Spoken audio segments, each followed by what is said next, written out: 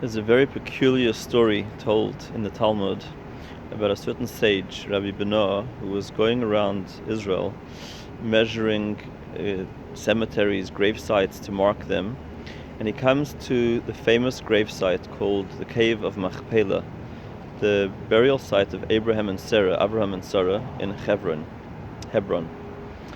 And when he comes to the burial site, he sees Eliezer, the servant of Abraham,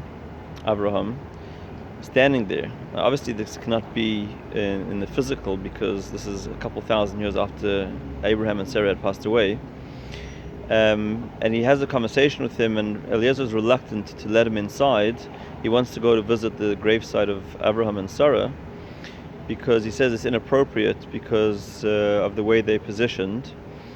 And Eliezer is told that it's okay because in the next world there's no temptation and modesty. All of those issues only belong to this world, so it's okay. So he goes inside and he sees Abraham sitting in Sarah's lap, or lying in Sarah's lap, and Sarah's going through his hair and taking out lice from Abraham's hair.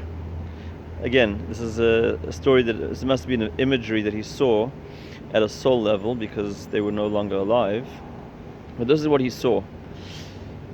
Very puzzling story. What's going on over here? So if we go back to the life of Sarah and Abraham, this week's parasha is Chayei Sara, the life of Sarah. So we talk about what was unique about her life, and we discover a fascinating thing, that Abraham and Sarah were very, very different in one particular area. When Abraham's son Yishmael was going off the pathway that Abraham was teaching, and he was becoming more wild and secular, Abraham didn't want to give up on his son, because Abraham was of the belief that every single human being needs to learn about the oneness of Hashem. And on the other hand, Sarah wanted to send away Yishmael, because she didn't want a negative influence on her son Yitzchak, who was going to be one of the patriarchs, one of the fathers of the Jewish nation.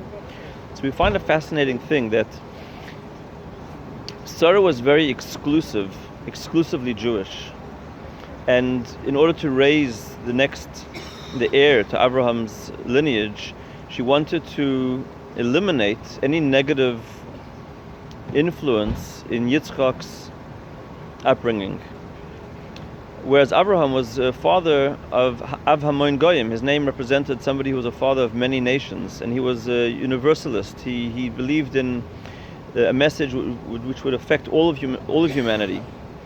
So we have this interesting juggle where Abraham wants to affect all of humanity, and he wants to invite everybody in, and he would invite Arabs that even worshipped the sand and the dust of their feet, and he would invite them to his tent, teach them about the oneness of Hashem, the oneness of God. Whereas Sarah was very exclusive in raising. She's just the mother of the Jewish people. She has nothing to do with anybody other than the Jewish people. So in today's world, we find different types of Jews. We have Jewish people, often, it's a bit of a generalization, but often more secular Jews are into things that will affect all of humanity, all of the planet. And they're not comfortable with, again, it's a generalization, but by and large, we find a lot of secular Jews with this vision for humanity, and they don't like when we talk about the distinction between Jews and non-Jews, and that the Jewish people have some kind of unique calling. It makes them uncomfortable. On the other hand of the spectrum, we have often observant Jews whose focus is raising a Jewish family and making sure that it's that the Jewish faith and tradition is kept, and often to the exclusion of other influences.